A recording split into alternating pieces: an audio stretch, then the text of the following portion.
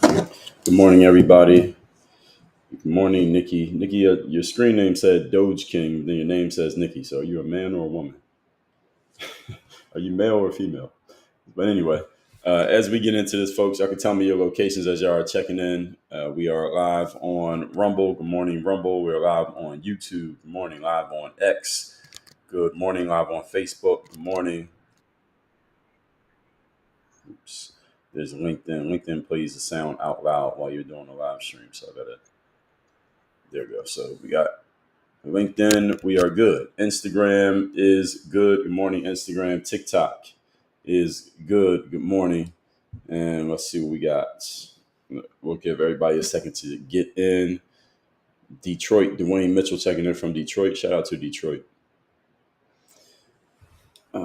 Last time I was in Detroit I was doing some work with the NBA, probably 2017 or 18, and they have a G League team there. I was speaking to the G League team.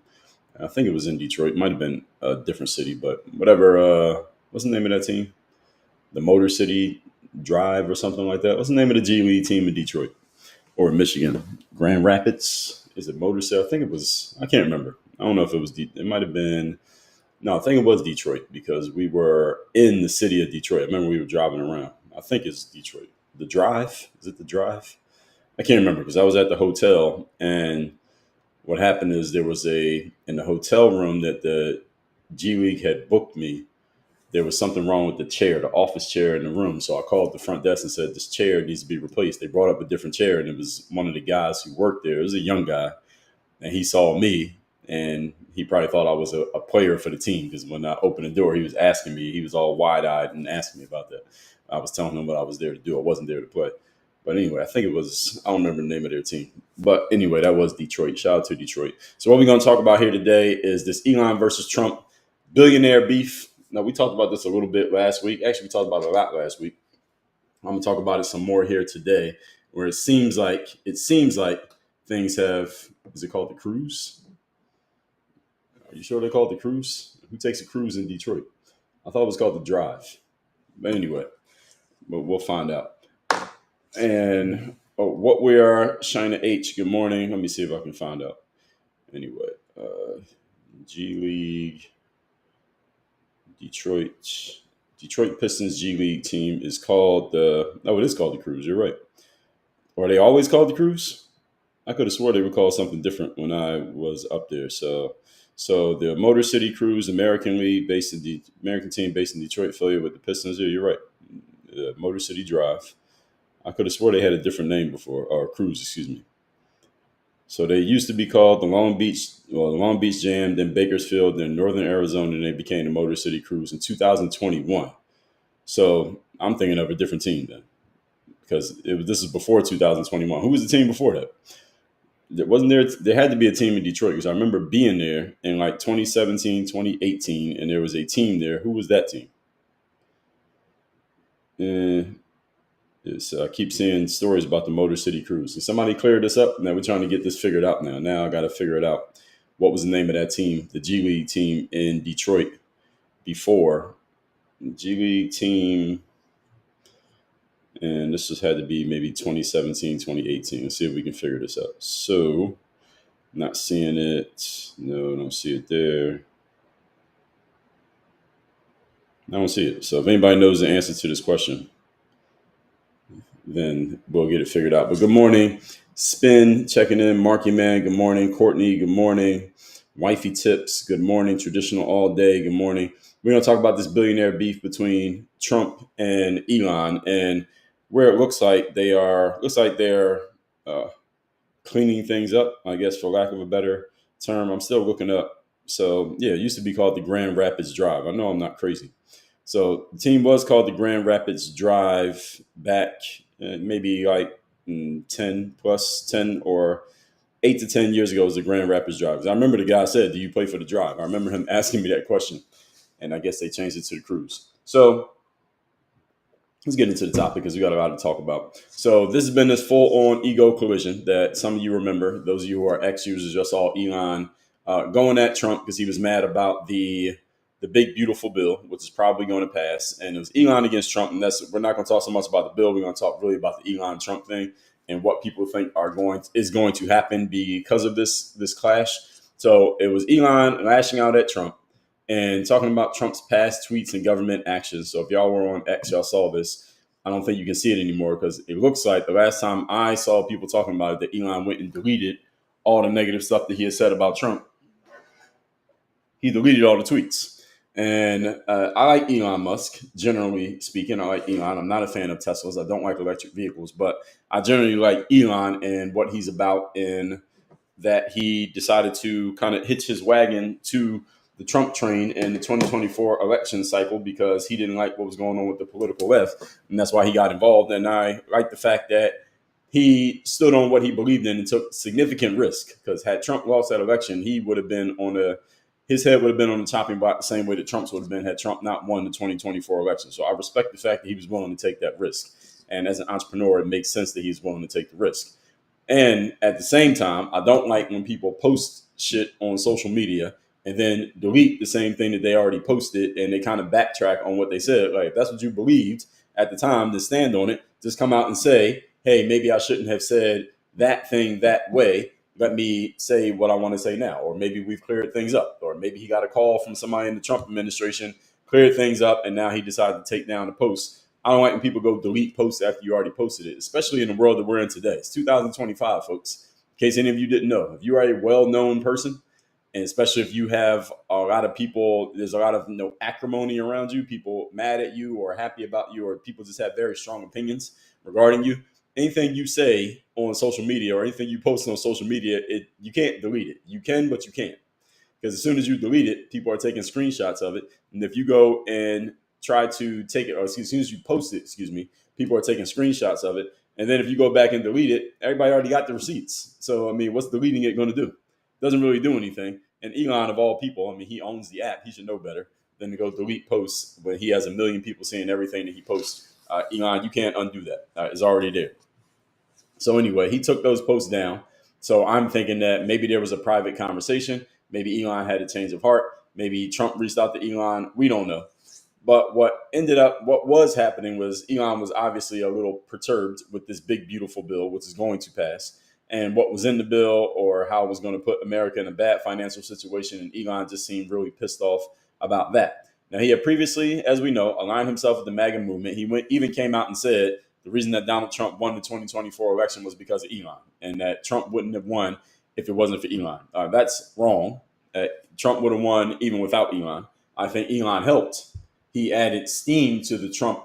He put some gas in the Trump train's gas tank in 2024. But Elon is not the reason that Trump won the 2024 election. Elon, that's ridiculous to say that you're the reason that Trump won. Because Trump already won an election in 2016 without you. And in 2020, he at least won the nomination without you. And depending on who you ask, maybe he even won the 2020 election. But for Elon to say that he wouldn't have won the election against Kamala Harris, who was a notoriously weak candidate, I think that's kind of going a little bit too far. Elon patting himself on the back a little bit too much by saying that he's the reason that Trump won the 2024 election. That's a bit extra there, sir. But he aligned himself with parts of the MAGA movement. He backed Trump candidates. If y'all remember him going into, what state was that Elon went into where there were elections and he put a whole bunch of money into it and it didn't work, and the people he was backing ended up losing? Was that Wisconsin? I think it was Wisconsin. Any of you remember that? What state was that Elon, it was shortly after the election, the national election.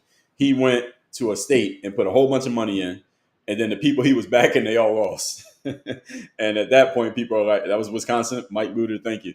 Yeah, so at that point, people are like, okay, Elon, all right, so clearly you don't have this magic touch electorally. So for him to even come out and say that Trump is the reason he's the reason that Trump won, but then look at your failure when you went to Wisconsin, and he was doing all the same stuff he did for Trump, but doing it in Wisconsin, it didn't work. So clearly, Elon, you don't have a strong track record to just say, hey, if I jump into something, you win an election. No.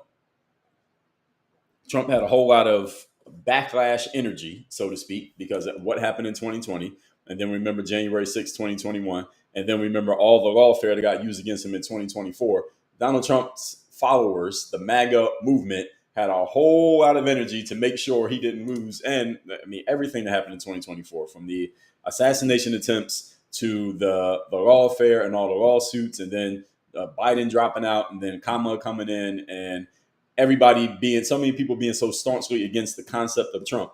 His followers were the reason why Donald Trump won in 2024. So Elon again contributed, but don't is like Dennis Rodman saying I'm the reason the Bulls won the championship. No, you contributed, Dennis, but cut it out. All right, we know who Michael Jordan was.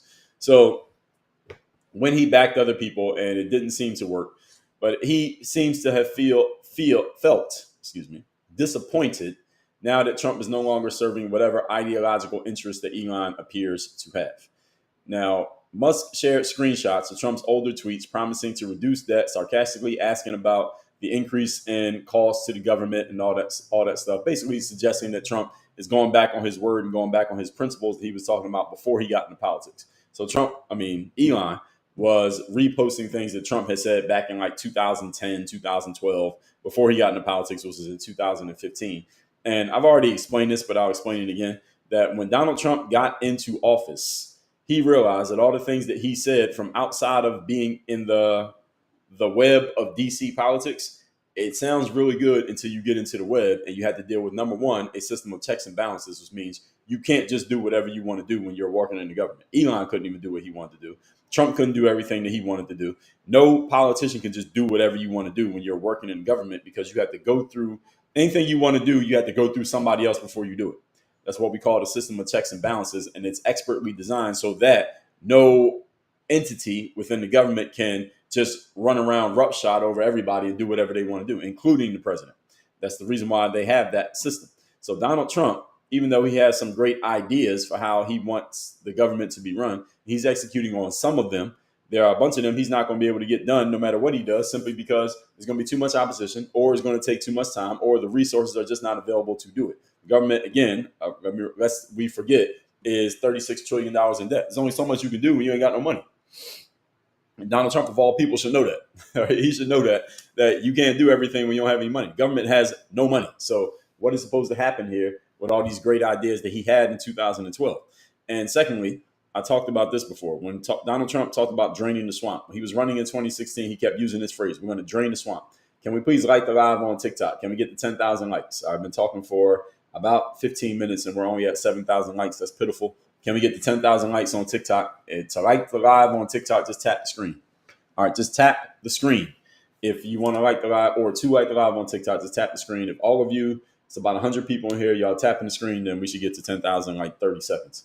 So Donald Trump talked about draining the swamp. Now, why did he not drain the swamp? I said this before, I'll say it again. It's very difficult to drain a swamp when you are surrounded by alligators who don't want the swamp to be drained. All right, that's why he didn't drain the swamp in 2017 through 2020. He couldn't drain the swamp because the alligators said, "You're not draining our swamp," which is why he couldn't do everything he wanted to do, even in the first administration. In this administration, he came in a little bit smarter. He had time to think about it because he had 4 years not being president. And this time he brought in some of his own people, such as Elon, such as Cash, such as RFK, such as who else he brought in? Pam Bondi, such as Dan Bongino, such as all the other people that he brought in. What's the guy's name they keep going after? Pete Hegseth. He brought in all these people who he knows are going to be more loyal to him, so he can do things the way that he wants to do them and give himself a better shot at possibly draining the swamp. Now, he's not going to be able to completely drain the swamp for several reasons. Number one, he only has 4 years, and the government moves extremely slowly. Any of you who's ever done business with the government, or you ever had to do some paperwork documentation through or with the government, you can co-sign. The government is slow as hell. Even a local government is slow. A state government is slower, and the national government, the federal government, is the slowest. So that also applies to the president and Congress and the judicial system just as much as it applies to the everyday citizen. The government is just slow. And there's only so much you can get done in 4 years or even 8 years. I mean, look at Obama, look at George W. Bush. These people had 8 years and they still weren't able to do everything that they wanted to do because things just take forever. And you're getting pushed back from your political opponents on every single thing that you do. And you're getting pushed back from people in the media who want to go against anything that you do. And some of them are just conditioned to do it no matter what you say. And some of them actually disagree with what you're doing. So it becomes very difficult. So when people say Donald Trump said all these things, these ideological things about finances and the government back in 2012, and then he didn't do, or now he's kind of going against the grain of that, in 2025 with this one big beautiful bill and all this additional cost that he's going to put onto the ledgers of the United States of America. There's a reason for him to do that. For him to pass this bill, for those who don't understand, if they get this big beautiful bill passed, what it does is it creates resources for Trump to do the things that he wants to do. Yes, it is the government taking on more debt, but you need to understand who Donald Trump is. Donald Trump is a entrepreneur, and the definition of being an entrepreneur, it means you are starting or running a business entity while taking on greater than normal financial risk. All right, financial risk is part of the game when you're an entrepreneur. Elon Musk very much understands this. He has a bunch of government subsidies and government contracts. There's a whole bunch of financial risk he took in order to get into that position. Donald Trump has taken a lot of financial risk over the years. Anyone who is not a fan of Donald Trump can go ahead and drop in the comments how many times he's been bankrupt. I think it's 6 different bankruptcies, whether business bankruptcies that he's gone through and refinancing and Chapter 11s and all these things he's done in his business. Why has he done those things? Because he's taken on greater than normal financial risk, and sometimes those risks didn't work. This is part of the game as an entrepreneur. So it makes perfect sense with that in context to understand why Donald Trump would want to take on another financial risk on behalf of the United States of America in the position that he's in. Now, some people may say, well, why would Donald Trump do that? He's doing it with America. It's one thing to do it with the Trump brand because that's your business. And if that business fails, then you got to deal with it. It's another thing to do it with America because America, it belongs to all of us, all 350 million of us. Why is Donald Trump going to go do something like this? My answer to that is we chose him to make the decision. We have these things called elections. And in the election, the people who voted chose Donald Trump. So this is what Donald Trump wants to do. And I mean, again, he still has to go through the system of checks and balances. This bill still has to be passed, has to go through Congress, and then it will come back to him. And if Congress says no, then he can't do it. But if Congress says yes, which they are going to say yes, then yes, he's taking on greater than normal financial risk. We're already at financial risk. He's taking on greater than normal financial risk for the United States of America because he can't get anything done that he wants to get done without those resources. That's the problem, for those who don't understand. Taking on that increased debt basically extends America's line of credit so that we can borrow more stuff. It's kind of like you got a credit card with a $10,000 limit. You got $10,000 spent on the card, so you can't spend any more money. So you call Discover. Discover still exists. You call American Express or Chase or Citibank and say, hey, give me another 10 grand on that card. And they say, all right, granted, sir, you got another 10 grand. So now you got a $20,000 limit, but you only spent 10. So now you can spend 10,000 more dollars. That's what Donald Trump is doing. The risk of that is that if you don't make enough money to pay back that, then you're in even greater debt than you're already in. And that applies on a personal level and applies at the governmental American level. Donald Trump, I'm contextualizing for you all, is willing to take that risk because he's an entrepreneur. This is what is in his blood to take risk. It's in his blood to increase the debt ceiling and take on more risk because this is the way he's been able to make things happen in all of his life.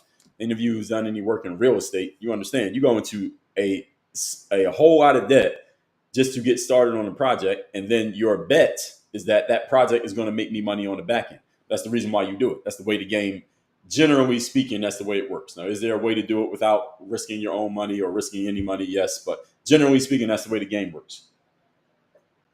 Generally speaking, that's the way entrepreneurship works, is that you are taking on greater than normal financial risk.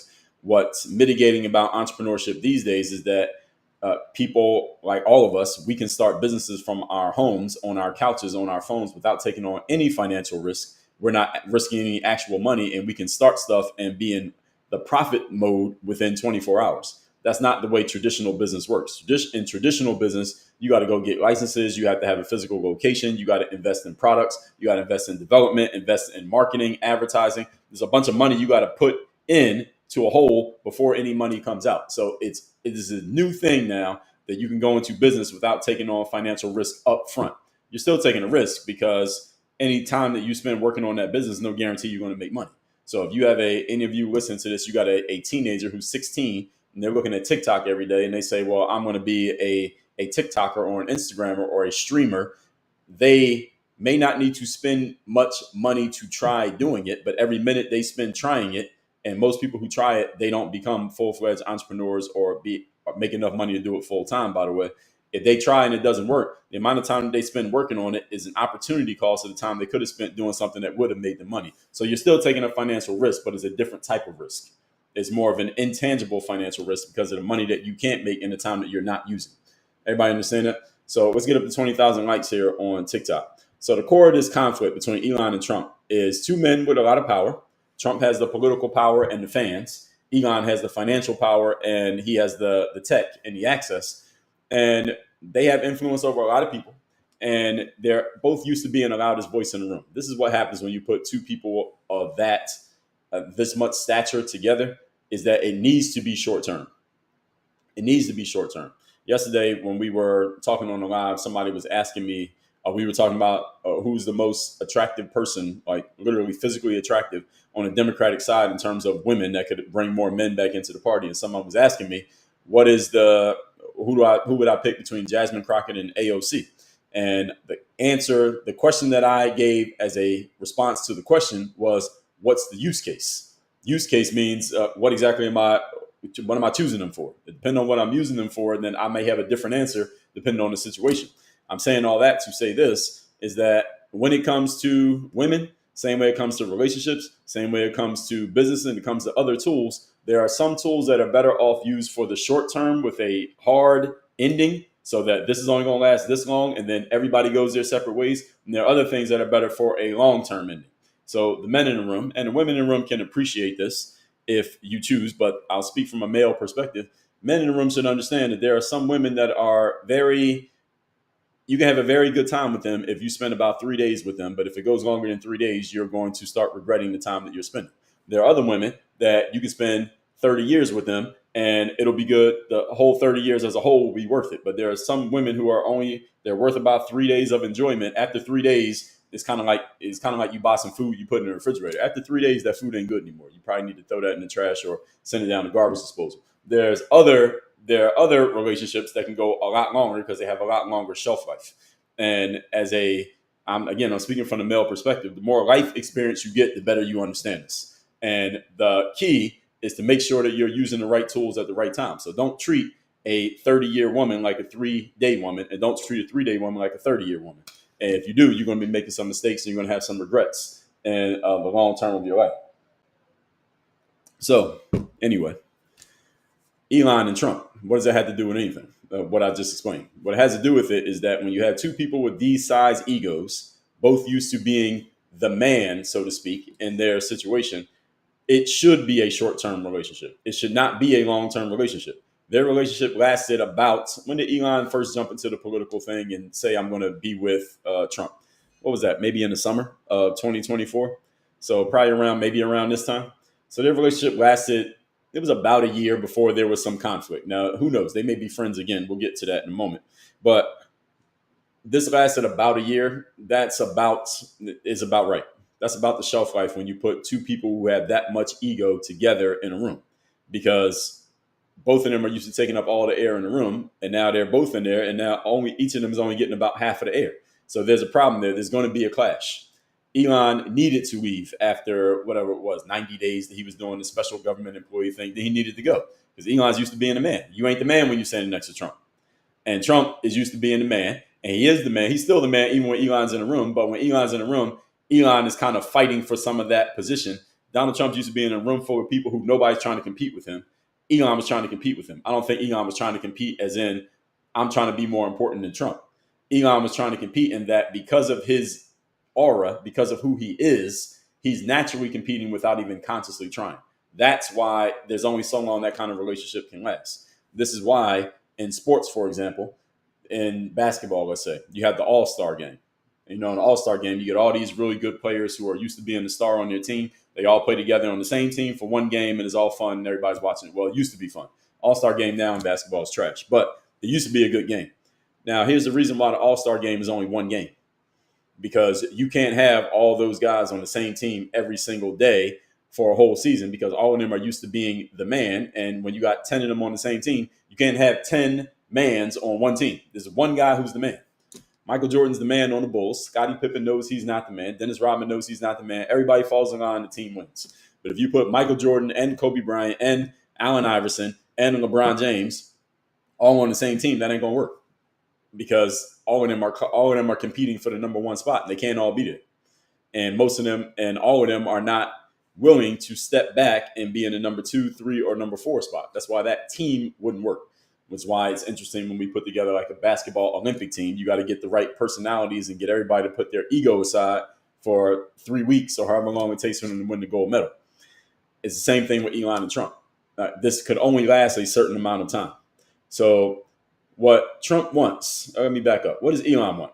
Elon seems to want this libertarian style policy and less government interference, because Elon is a Silicon Valley guy, in case any of you don't remember. Elon he made his bones in Silicon Valley.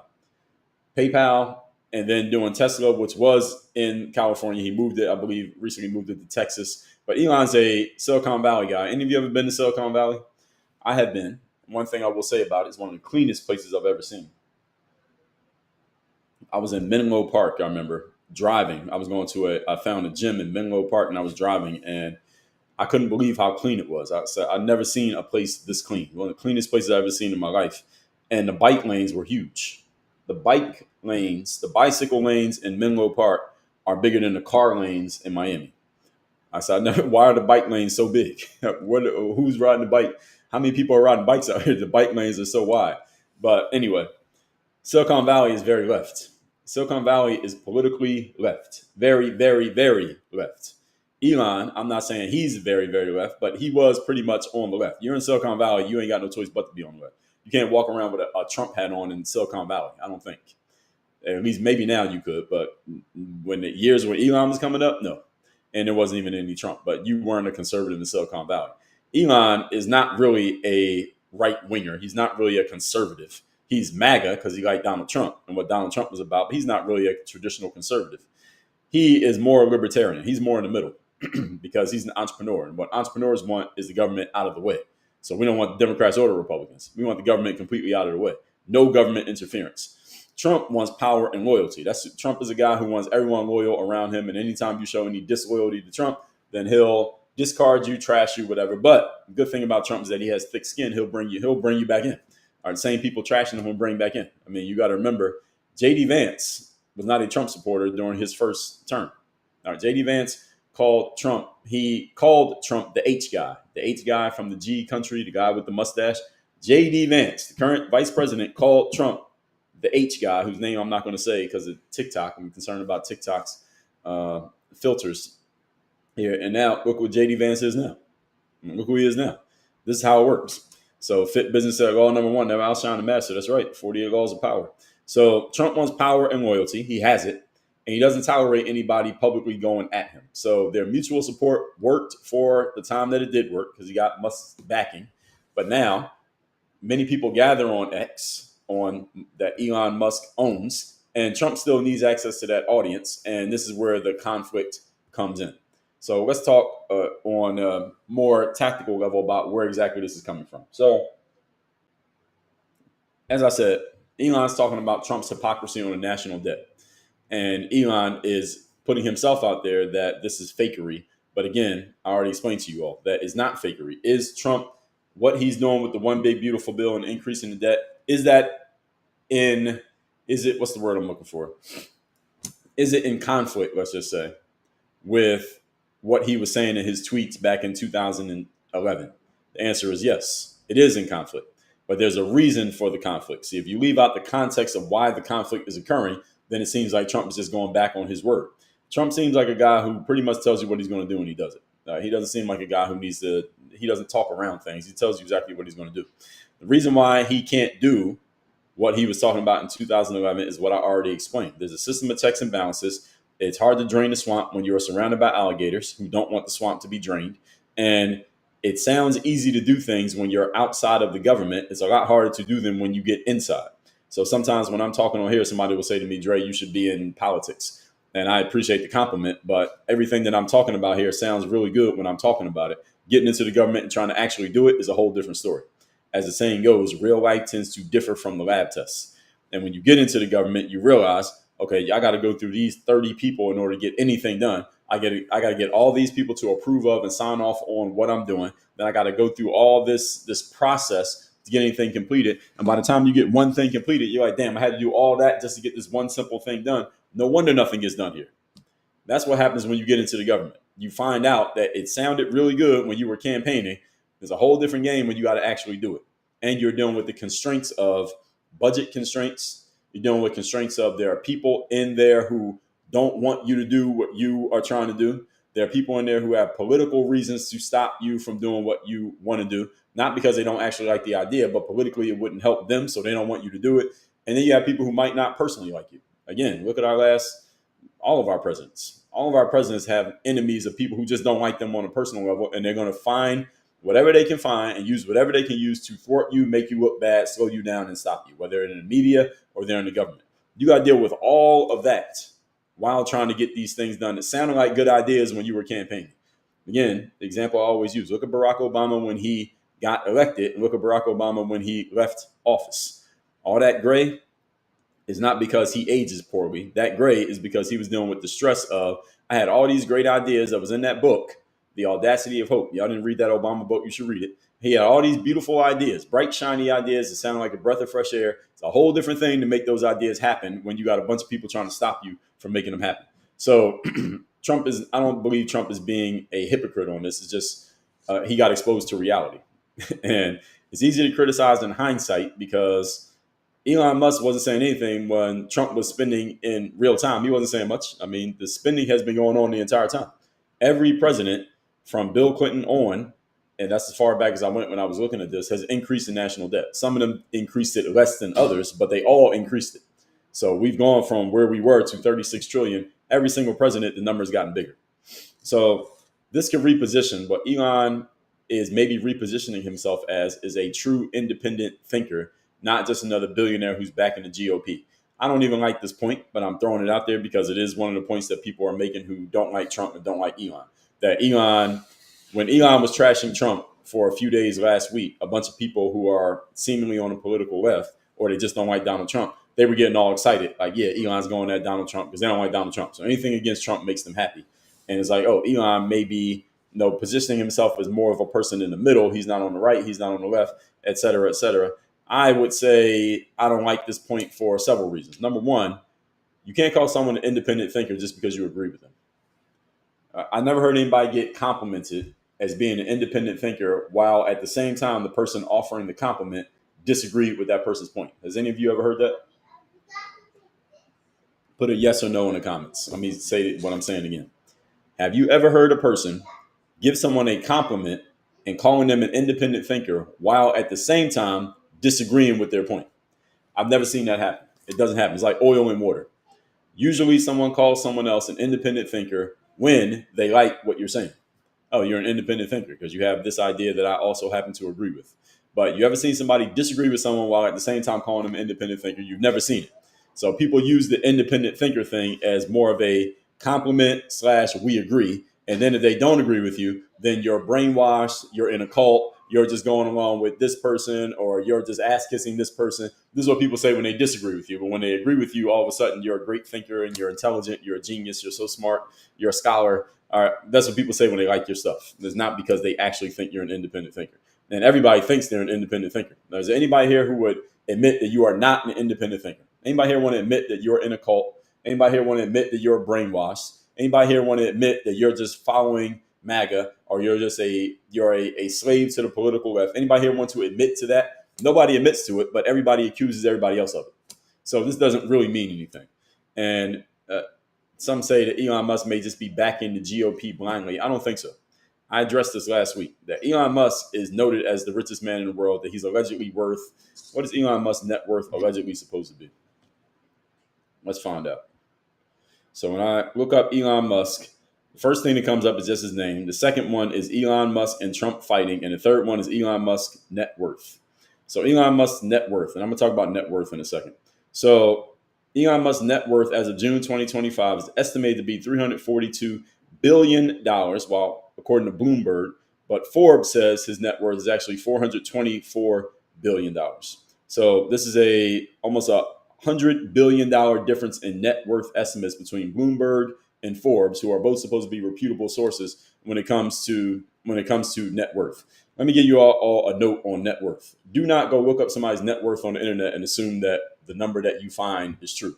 Because right here, I'm just showing you Elon Musk. How you off by $100 billion fucking dollars? $100 billion? They're off. They're off by $100 billion on this guy's net worth, or they're separated, excuse me, because nobody knows how much he's actually worth.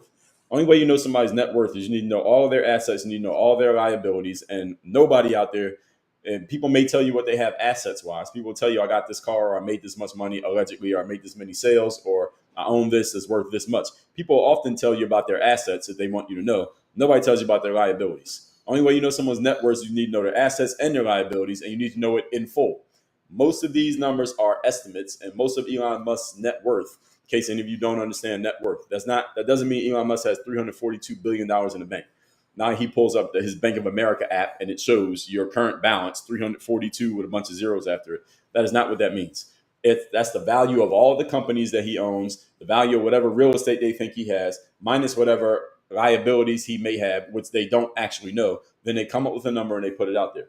Here's what y'all need to understand about these numbers as well, is that there's an entire PR industry behind net worths of people whose job is to make sure that that person stays in the news, they keep their name active, and they are incentivized to make sure that the people that they work for are noted for having a high net worth. Because if you have a high net worth in a capitalistic society like the United States of America, that makes you looked at as a more successful individual, which means what? People are going to watch your TV shows. They're going to listen when you come on TV. They're going to buy your music. They're going to pay more attention to you when you have a comment on a social issue, even though you're a fucking rapper who knows nothing. They're going to listen to you because you're allegedly a billionaire, or you got $100 million, or you made this much money last year. There's an industry behind all of this. So it's not like they're just objectively giving you a number based on actual information. They don't have much information. And most people, again, those of you who don't understand, especially people in the billionaires category, they don't go to Forbes and say, hey, Forbes, let me just tell you what I just bought the other day so y'all can increase my net worth number. They don't want everybody knowing how much money they got. People at that level of wealth, for the most part, don't want anyone to know that they got it. Why? What benefit do you get from, what benefit would I get? Let's say I was a billionaire with $100 billion. What benefit do I get from you knowing that I got $100 billion? That means, first of all, I'm going to get sued. Inevitably, I'm going to get sued for something. Secondly, I'm going to have people hitting me up wanting some money. Third, I got to watch my back because I might have people coming after me. They might want to kidnap me to see if they can get some money out of me. I don't want anybody knowing that I got it. Most people who have that level of money, you read any books about wealth or about millionaires with an M or billionaires with a B, they don't want people to know that they have the money. Now, Elon Musk probably can't hide it because he's so big. If he could, I guarantee you he would. Bill Gates, Jeff Bezos, I guarantee you if they could hide it and you not know, they would rather have it that way. And there's another reason why these days people want to know who the billionaires are so they know who to blame. This is a new industry. That wasn't always the case, or not as big as it is now.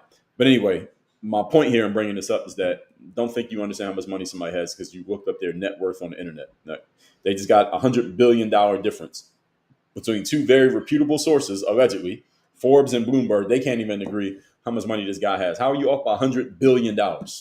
How?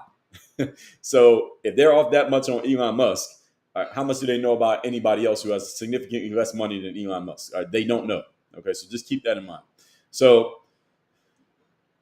the whole concept of he's just blindly backing the GOP because he's a billionaire, I do not agree with this, because Elon Musk, whatever his actual net worth is, which we don't know, I think he has enough money that he'll be all right no matter how much his taxes are, no matter what the GOP does, and no matter what the liberal side does. I think Elon Musk is going to be okay. So I don't think he has a blind reason to back the GOP. Again, why would he? He got more money than everybody, allegedly. So if anybody doesn't need to care about what the politics have to do with his money, it's him. Everybody else, people making $50,000 a year, they care about what's happening with the money when it comes to government and taxes and all that, because a dollar to you is not as much, doesn't make as much of a difference as a dollar makes to Elon Musk. Again, we don't know exactly how much he got, but I think we can safely say that. So the reason Elon is mad now, because it seems like Trump's not doing him favors anymore, which is what Trump alluded to. I'm just not doing him favors anymore. We took those electric vehicle mandates out of the bill, and now he's upset.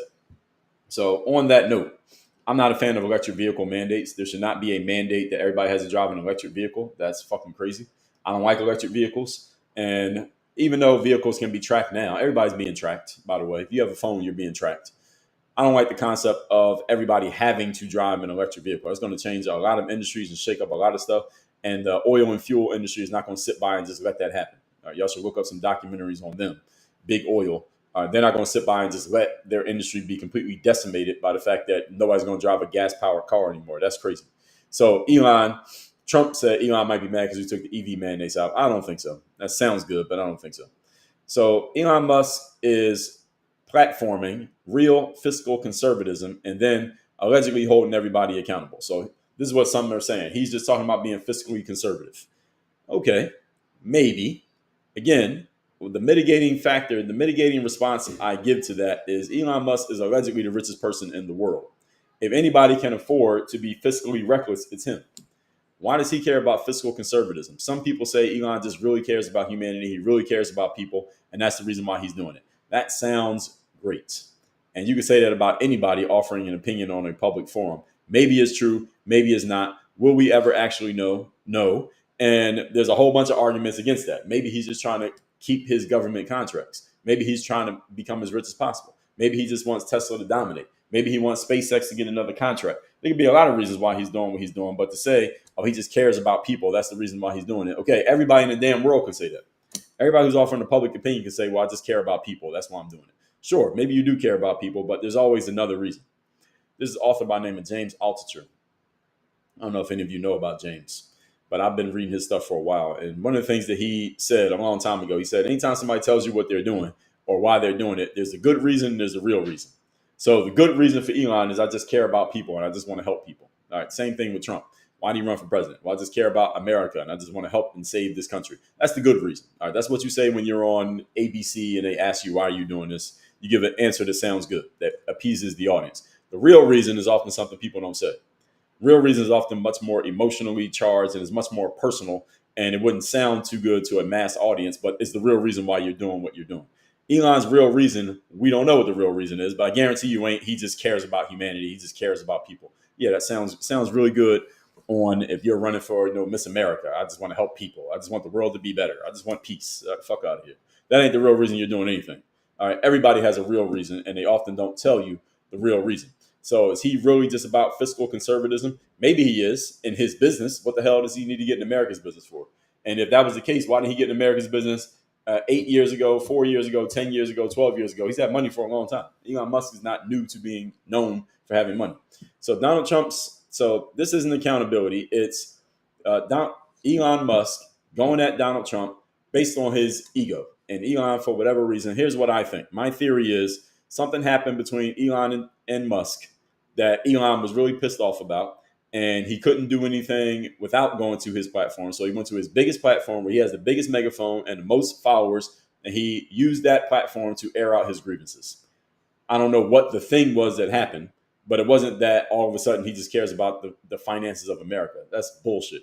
Now let's get this up to 35,000 likes on TikTok, please. We're at 33,000. 35, please. It's bullshit that he just all of a sudden he just wants to make sure that America stays in great shape financially. Now, is there an argument to why he would want that? Yes, because if America's in great shape, they can keep giving him subsidies and contracts and he can keep making his money and building his businesses. Is there something to that? Yes. Is that the main reason why he's doing it? My theory, no. That's not the main reason he's doing it. Is that something impugned on his ego, and now here we are. So as I said already, Trump has always talked about draining the swamp, and Trump's fans, the MAGA supporters, say drain the swamp. And Elon is trying to point out that Trump never drained the swamp. I already explained draining the swamp and why it's basically impossible to drain the swamp. You're the only one trying to drain it, and there's 100 alligators trying to stop you. All right, any of you ever done that successfully? So Elon benefited from Trump's deregulations and his tax cuts. Now he's putting himself in a position as if he's above it. This is what his critics have said. So Elon, you got all these government contracts that Trump could cancel if he wanted to. You got all these deals through the government that the president can stop if he wanted to. And you made a whole bunch of money off all this stuff. Now all of a sudden you want to go at the guy who is actually helping you do more of your business simply because your ego got touched. And this is the criticism of Elon. And it's an accurate criticism. I'm not saying that this discredits everything else that he said. But there's a lot of sides to this whole situation. Not even two sides. There's a bunch of sides to this whole situation. So Elon using X to expose Trump is a good thing because it got all of us talking about it and everybody sees it. So he controls the audience on X. You diss Elon on X, he can demonetize you. I saw a lot of people. It was something that Elon did. I can't remember what he did. It was something that happened several months ago, and I was talking about this on one of these live streams.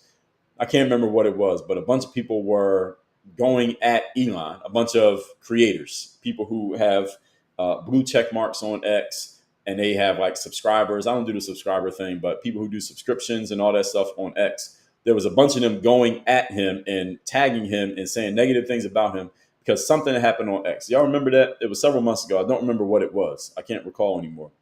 But people were going at him, and all these people who went at him, Elon went and demonetized, their accounts.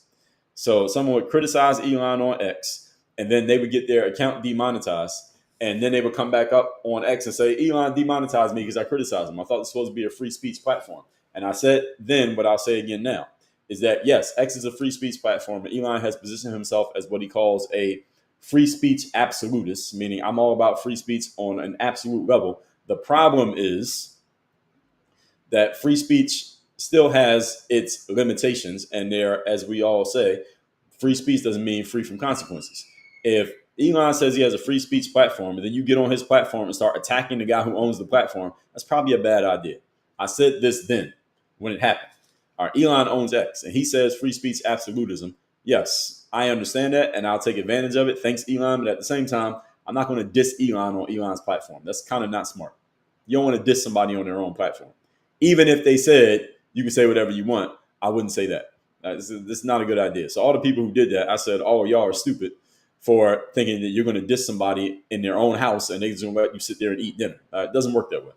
So Elon could possibly have alienated a bunch of the user base on X that still supports Trump passionately. And there are some who are going to say, well, fuck Elon because of what he said negative about Trump. I would say this is just theater. All this is political theater, and Elon has made himself political, so this becomes theater. So his criticism is about Trump increasing the deficit, and someone needs to point out that Trump's going to increase the deficit. Well, I say every president increases the deficit, so even though that fact is true, the fact is generally irrelevant.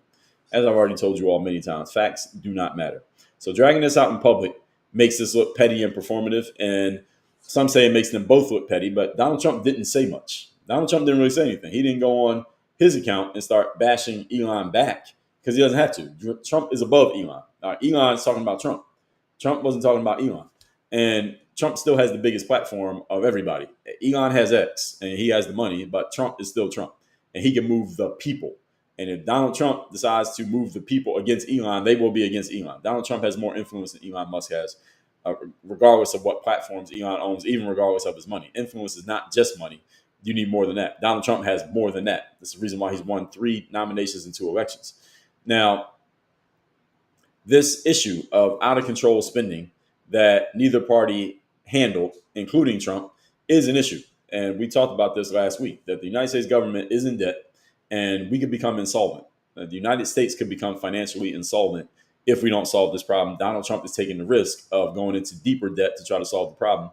And since we elected him, we might as well hope that whatever he does works. That's my suggestion to all of you, that whether you voted for Trump or not, whether you're politically left or politically right, you should hope that whatever he does works.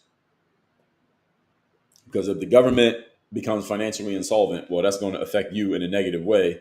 Even if you're against Trump, you should hope that he succeeds because, again, you're going to be affected either way. Now, some say Elon Musk could have came up with a real policy platform, which he kind of has. He's just thrown out that there should be a slim bill, not a big, beautiful bill. He just thinks the bill is a little bit too fat with a little bit too much pork. And I understand, and that's a common criticism of any bill that comes to the government. And can we get up to 45,000 likes, please, on TikTok? And we want to be at 50K before we get to the comments, which is coming up in about 9 minutes. Elon isn't afraid to challenge power, even if it's someone he wants aligned with, which is fine. And again, that sounds good when you already have all the money and you already got the platform.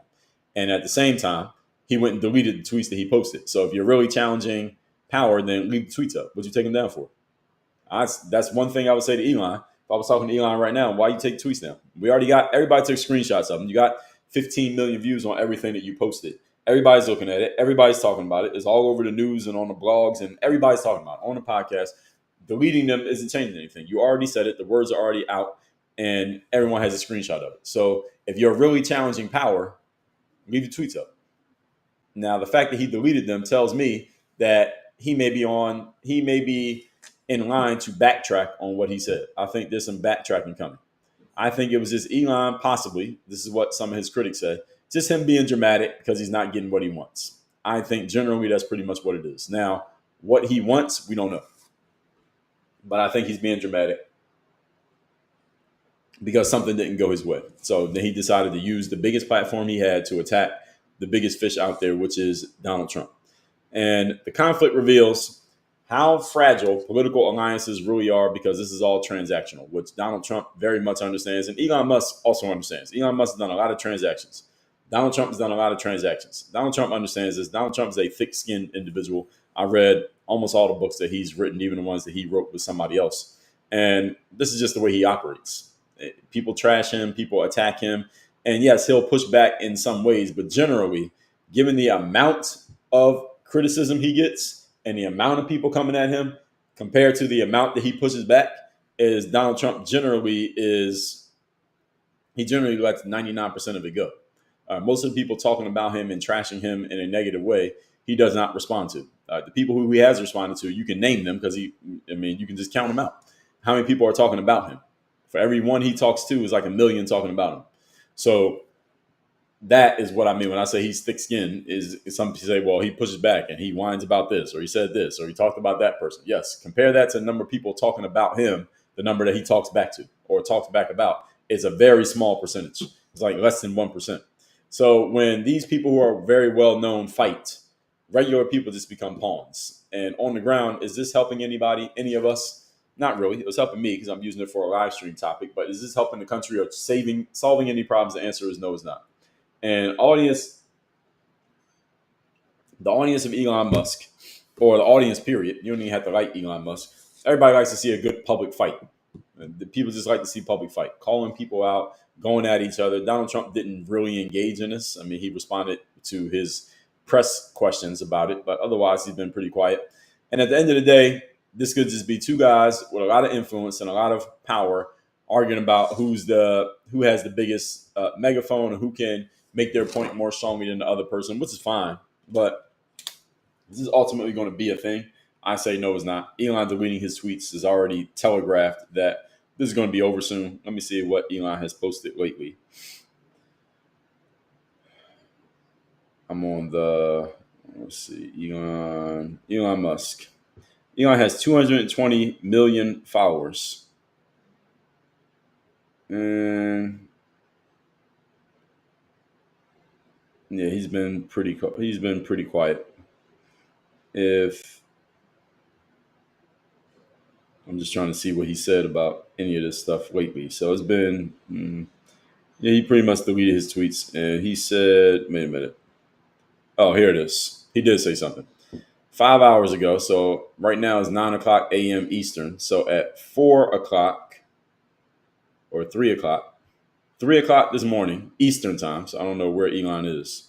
He said, I regret some of my posts about President Donald Trump last week. They went too far. So there it is. The white flag has been waved. So this is what happened. And Fit Business said, is independent thinker the same as a free thinker? Yeah, with someone in context, pretty much people use it interchangeably, yes. So this got 28 million views. He said this at 3 o'clock this morning, that he went too far with his post about Donald Trump, and I guess that's why he deleted them. We've seen this movie before. I've seen this movie a whole bunch of times. Somebody comes on X, talks crazy about somebody else. Everybody goes crazy about the crazy talk. And then they come back a day or three later and basically apologize for what they said. Simone Biles, by the way, did this exact same thing. Y'all see the Simone Biles yesterday? She said, there's a long tweet. I'm not going to read this whole thing. Y'all can find this on Simone Biles X right here. Y'all see it. I'll read a little piece of it because something she said, the system doesn't adequately balance the important principles, which leads to frustration and heated exchanges, and it didn't help for me to get personal with Riley, which I apologize for. And again, Simone Biles, why did you even do this? Why did you even get involved in this conversation? I told y'all why, my theory as to why she got involved in this conversation. This was not her personal choice to just get involved. Somebody made a phone call and told her to do it, and they're the people who pay her, so she did what she was told to do. And she hurt herself in the process of doing this. I was not advocating for policies that compromise fairness in women's sports. My objection is to singling out children for public scrutiny in ways that feel personal and harmful, which is bullshit because Riley Gaines didn't do that. She called out the organization that was congratulating the team. She didn't say anything about the kids specifically.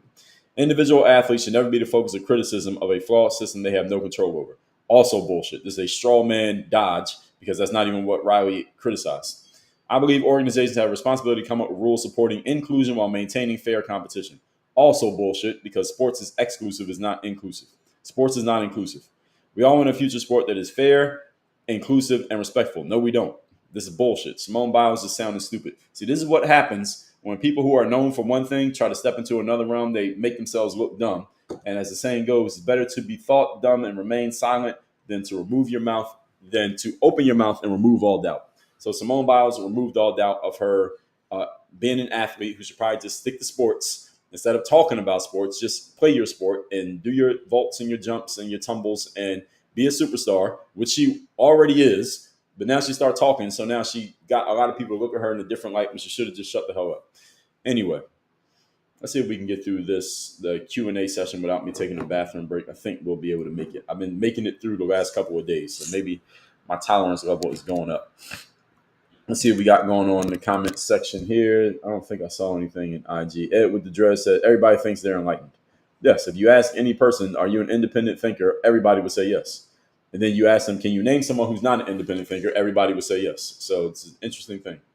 Oh, by the way, you want to get a free copy of my book, The Third Day, get it right there at that link, thirddaybook.com. That's this book right here. This book is all about how you show up and give your best effort when you least feel like it. Those of you who want to step up your discipline, you want to stop relying or depending on motivation or willpower to do what you need to do every day. And you want to do it like a pro, which means you got to do it every time, not just when you feel like it. This book will solve that problem. Go to thirddaybook.com. The book is free. We just want you to cover the shipping. Go to thirddaybook.com. So let's see what we got going on in the comments here. We're at 54,000 likes. Thank you, everybody. Let's get up to 60. Let's get up to 60K likes. And let's see what we got going on in the comments here. I'm on TikTok now reading comments. Dolphins Girl, good morning. Nico, good morning. Irma V, good morning. Mother Freedom said Elon got involved to bring back freedom of speech. Well, he got involved in X for that, not the government. Linda said Elon should have left it alone. The damage is done. Yeah, I mean, with a certain segment of Trump's supporters, they're not going to mess with Elon anymore because of the stuff that he already said, and he can't undo that. So, and now coming back and saying I shouldn't have said that, I went too far. This shows that it was about his ego and he was in his emotions rather than thinking logically. He was thinking emotionally and used this big platform to say what he wanted to say. Now he's backtracking. As a man, you don't want to have to do that, which means as a man, you got to learn how to control your emotions. You don't suppress your emotions, you control them. I'm okay. So Elon threw a tantrum and he's over it. Yeah, he threw a tantrum. Men shouldn't throw tantrums. All right, Elon shouldn't have thrown a tantrum. Children throw tantrums. All right, that's where he messed up. Nico said, I like Elon, but I've lost trust in him. And I understand. I mean, when someone does that kind of outburst publicly, now you know that they're capable of doing that. So now you're going to think twice about dealing with them in the future because they just showed you what they're capable of. That's the mistake that Elon made in this situation. Mike said he poured money into Pennsylvania too. Yeah, he did. Rel says you're 100,000% correct. Thank you. Mike said, I think Joe Rogan helped him more. That's a good point. Yeah, Joe Rogan could say, I'm the reason Trump won. I don't think any of them is the reason they all support it. Donald Trump's the reason Trump won. Now, he's the one who had the bullet shot at his head. He's the one who had those 4 court cases. I'm okay said, I'm still a fan of Elon. Some people are. I'm still a fan of Elon. But there are people who won't be because of what he did. And I understand why. Men's said, where'd you get your education so biased and unaware of consequences to actions? Well, men's, let's address this. Several pieces here. Where did I get my education is completely irrelevant where I got my education. But by the way, I have a degree from Penn State University. I mean, since you're asking, but that's completely irrelevant where I got my education from. And you said I'm biased. Biased against whom and for what? And you also said I'm unaware of consequences to actions. Am I? I think I talked about that extensively here. So, men's, I don't know what you're responding to, but your commentary is off here. I'm okay said you were on game about the swamp. Yeah, we talked about it several times. Renee said he never wanted to drain any swamp. He wants praise and his handlers want the rest. I disagree, Renee. I believe he does want to drain the swamp. The problem is, it's very hard to drain a swamp that is very bureaucratic because you can't just come in there doing what you want. And when you own your own business, you can do what you want and you can get things done. You can have an idea at 8 o'clock and it's done by 3 o'clock. When you're working in the government, it doesn't work that way. So Donald Trump came in with entrepreneur ideas that he could not execute inside of a bureaucracy. That's what he ran into in his first term. I'm okay said Obama couldn't beat the swamp, so he joined it. No, Obama's part of the swamp. Obama's a career politician. When Donald Trump said drain the swamp, that's what he meant. He meant getting career politicians out of these entrenched positions. Barack Obama is a career politician. He was not trying to drain the swamp. He was part of the swamp. Waller said 7 business bankruptcies and a few other personal filings. Well, however many he has, whatever the number is, people throw out different numbers. The whole point is he's willing to take risk because you don't get to that point of having multiple bankruptcies unless you're taking a lot of financial risk. Kay Garnier said, with all due respect, entrepreneurs take risks with their own money. I am an entrepreneur, and not all entrepreneurs take risks with their own money. Take risks with other people's money too. One of the biggest things in running a business is OPM, other people's money. So what you're saying is only partially true. And I don't know why you're saying with all due respect as if you're correcting the record. I'm actually an entrepreneur, so I know what I'm talking about. Goku said Obama was part of the swamp. Yes, he was. He doesn't have a choice but to be part of the swamp. He didn't do anything else. Lauren said, plus you can't make money without spending money. Well, technically you can. It depends on what level of money we're talking. Generally, I understand your perspective. These days, you can make money without spending money. As I already explained, you can get on TikTok, start live streaming and doing dances, put some products up for sale, and you can be in the black without ever going into the red. The red that you go into these days in certain businesses is your red is based on your time, attention, and energy, not based on your money. Traditional business, if we go back 30 years and further, to get into business, you had to go financially into the red.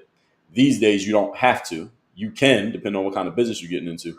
These days, you don't have to. You can start a coaching business and you don't have to spend any money. You just can start calling yourself a coach and you can get a client and make some money. You're in profit already. 58,000 likes. Can we get to 60,000, please? Rain said it goes for men too. Are you talking about the thing where I said how long a woman is useful for? I'm sure it does, but I'm a heterosexual man, so I'll let you say that, Rainy Ferris. Traditional said too much ego. Well said. I knew it. Well, they all got a lot of ego, but the ego is part of the reason why Elon Musk is Elon Musk. So it's not necessarily a negative thing. Sometimes it can just hurt. Everything has a trade-off. 2% Nice says, wondering why people give a shit what this guy believes. I don't know what guy you're talking about. You talking about me? Keep on living said, Trump failed businessman. I don't know if we can say he's a failed businessman. You know his name. So part of business is getting people to know that you exist. You know his name. So how are you going to call him a failed businessman? Talking Biz said old school versus new innovation. In some ways.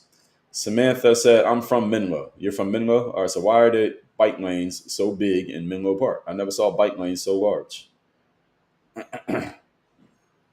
Keep on living said, AKA a dictator. If Trump was a dictator, then Joe Biden, Kamala Harris, Nancy Pelosi,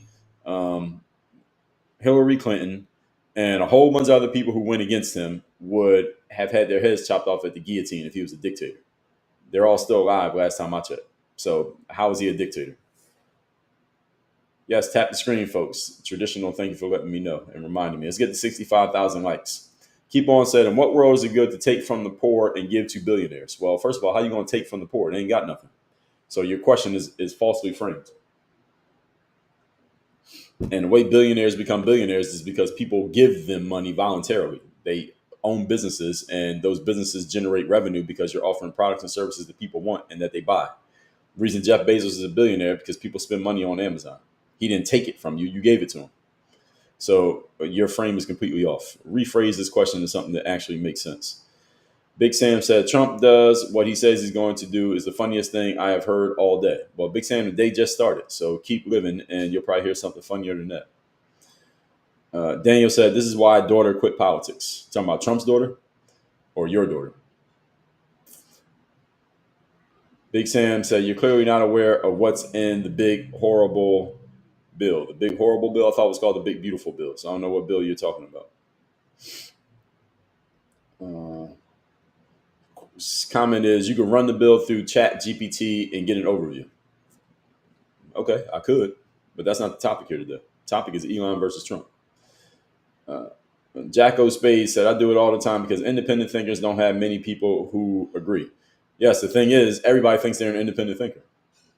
That's the problem with the phrase. I try not to use these phrases that people throw around so recklessly these days. Reckless is not the word, but so freely.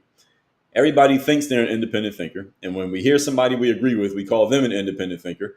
And then if you ask everybody, since everybody thinks they're an independent thinker, you ask any person, "Do you know anyone who's not an independent thinker?" Everybody has an answer. So how does that make any sense? So the term means nothing. That's the point. The reason I brought it up is to help you all understand the term doesn't mean anything because people use it selectively based on what they like or what they don't like. Captain Ronnie said, "I call someone an independent thinker when they don't go along with the status quo." Okay. I directionally I understand. The thing is though, going along with the status quo does not mean that you're not an independent thinker. Maybe you thought about it and you decided that the status quo is a good way to go. That doesn't mean you're not an independent thinker. I mean, I could offer you some hyperbolic examples, but I usually, if I'm driving, I see a red light, I usually stop, and when the light turns green, I go. That is the status quo. Now, if I was to run the red light because I'm trying to be an independent thinker, I might end up dying. So again, just because you go along with the status quo does not mean you're not an independent thinker. It depends. Did you think about it? Because there's a lot of things that all of us do that go along with the status quo. That doesn't mean that we're not independently thinking. It means maybe we did think and we decided that this is the best way to go, to just follow what everybody else is doing. And in lots of aspects of life, we all do that. I'm okay said is used as an assessment. Yes, I know. That's what I just explained. Everybody uses it though. And the problem is since everybody uses it and everyone assigns it to themselves, but no one assigns it to every other person in the world, what is the value of the phrase? It doesn't have any. Angel said Elon just doesn't want to pay out of pocket. He'd rather have the government pay for it. Shit, me too. That's a good idea. I'd rather have the government pay for everything that I spend money on. So whatever Elon's doing, I would do the same thing. Keep on living said, why would we value someone based off of money? Typically makes them immoral. I disagree with that. It doesn't make someone immoral just because they have money. What's the cutoff point of money to make somebody immoral? That's my question to you. What's the cutoff point? If you got $1 million, are you immoral? What about 10 million? What about 100? What about a billion? How much money do you have to become immoral? So it sounds good when people say that, but it doesn't actually make sense when you ask them some questions that that would lead them to actually articulating what exactly they mean. And what else did you say? Why we value someone based off of money? Because we live in a capitalistic society where you need money for food, clothing, and shelter. You need money to live. Money may not be the most important thing to you, but when a person is noted for having money, they tend to get more attention just because of the fact they have money. They've created some level of success, let's just say financially. And that tends to draw people's eyeballs and people's attention and makes people listen to you. I think you know that to be true, especially in Western society. Elon Musk is Elon Musk because he's noted for having $300 billion. If he was just some smart guy in Silicon Valley making $150,000 a year, he would not have the same amount of influence just off the money alone. Keep on said, helps when Elon gets government to just give him contracts. Well, they don't just give him contracts because if it was that easy, then we should all have government contracts. Elon has government contracts because his businesses do things to help lots of people. Let's not just glaze over that. A lot of people talk about Elon like he has all these government contracts as if that's the only reason he has money. He has money because he created fucking companies that make a big difference. How many Teslas do you see on the street? All right, that's Elon Musk. How many people have used PayPal in their life? That's Elon Musk. So let's not act like he just got these contracts handed to him. He just rolled out of bed and they just handed him contracts without doing anything. He did something. And a lot of people, when they're trying to discredit someone, you don't point out the things that they've actually done. You only talk about the negative pieces. That's not independent thinking. So if we want to talk about independent thinking, there's an example for you right there. So don't try to discredit him by saying he has government contracts as if he didn't do anything to get the contract. He did something to get it. Fan club completed the first stage. Great. Angel said, I gave a follow. I'm going to the bank and then work. I appreciate you, Angel 13. 13, Angel. Big Sam said the electric mandates is pennies for Elon. It's the AI that was promised to Elon. Okay, so some saying there's other things he's mad about rather than the electric mandates.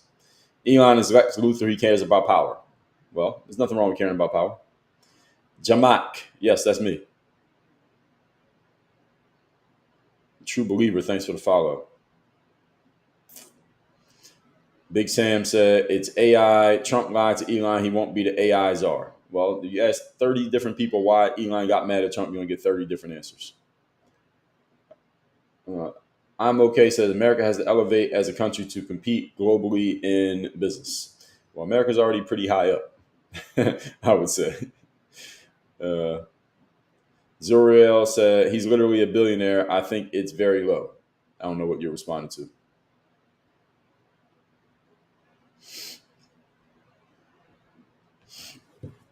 Cheetah said Elon is loyal to Trump. Well, at least he was.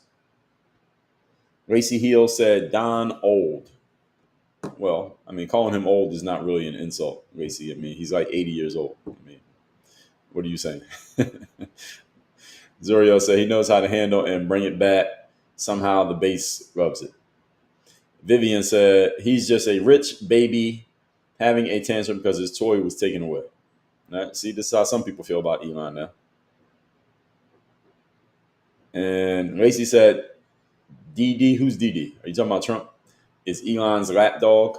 So, see, some people are saying that Elon is running Trump, and the other people are saying Trump is running Elon. So, which one is it? Cheetah, yeah, well, we know now. I read his tweet where he apologized for what he said.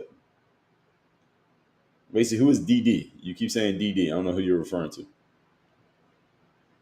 Wifey tips, congrats on the gifter badge. Deborah, thank you for the sun and the heart.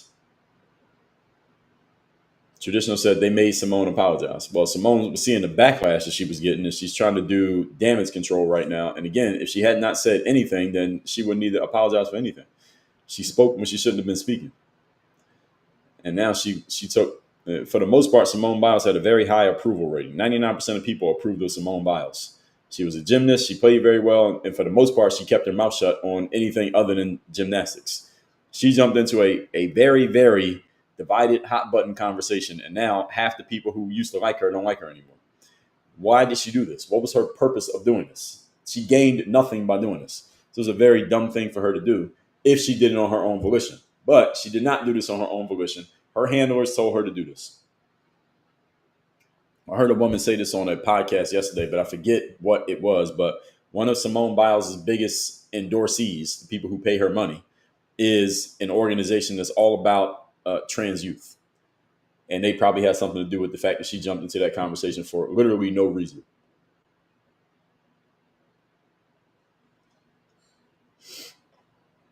Antonia says, sad situation for Biles. Not really. I mean, she chose to do it.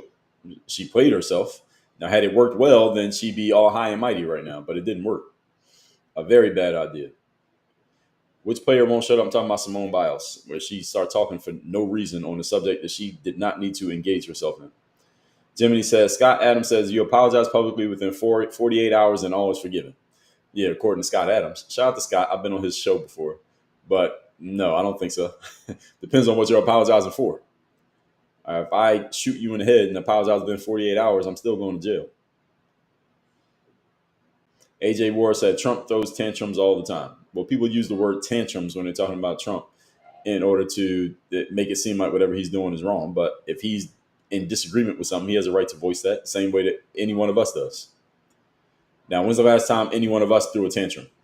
So there's another word that I'll point out. See, once you start noticing these things, it's easy to point them out. People say Trump throws tantrums. Okay, so any of you who believes that, when's the last time you threw a tantrum? Most of you would say never. I don't throw tantrums, right? So everybody says the tantrum when it's Trump because you're trying to make it sound bad. You could just say, well, Trump disagreed with something and he spoke about it. Isn't that the same thing as a quote unquote tantrum? It's the same thing, but the way you word it makes it sound worse than it is. So if you think Trump throws tantrums, when's the last time you threw one? When's the last time you disagreed with something somebody said and you spoke out about it? Is that a tantrum? Or no, you're just too composed for a tantrum, but Trump's not. I mean, it sounds good. Indiana Homegirl said, good morning. Elon's on the spectrum. I believe that's why his tantrum was so big. Okay, fair enough.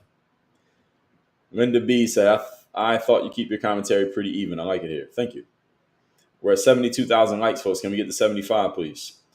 Jared said, I wish I knew why people want so badly to believe Trump cares. Yeah, well, when you're the president, you can't afford to care about everything because there's too many things going on. NJ Handyman said, you just gained a follower. Great to hear from a critical thinker. Well, I appreciate it. Thank you. Zoriel, you're responding to things in context, but by the time I see your comment, I don't know what you're replying to, so I need context. Or you're responding to things in context when I'm talking, but by the time I see it, it's out of context. Man of Steel says he's running into the same thing this term, but he knows what he's up against this time. That's exactly right. Last time, I think he got blindsided by the way politics works. This time, he knows how they work. So even though he's running into the same problems, at least he knew it was coming. You're correct. Irma, thank you for the goats. Angel said he is in fact a failed businessman. Okay, what makes you a failed businessman in fact? And then you can juxtapose that with what makes you a successful businessman. I think one of the things that makes you a successful businessman is, number one, you have completed business deals and made money. That's success. Has Donald Trump made money? Yes, he has. If people know your name for a business, that makes you successful. Has Donald Trump done that? Yes, he has. If you started and completed things that people know you for in business, that makes you a successful businessman. Has he done that? Yes, he has. Just on those three things alone, those are three successes. So if you're going to call him a failed businessman, you could say some of the business things he did fail and some things succeeded. And Angel, I'm assuming you're not an entrepreneur, because when you're an entrepreneur, it is a guarantee some of the things you do will fail and some of the things you do will succeed. So it's easy to say that from the outside looking in, but anybody who's actually done business understands that that's the game.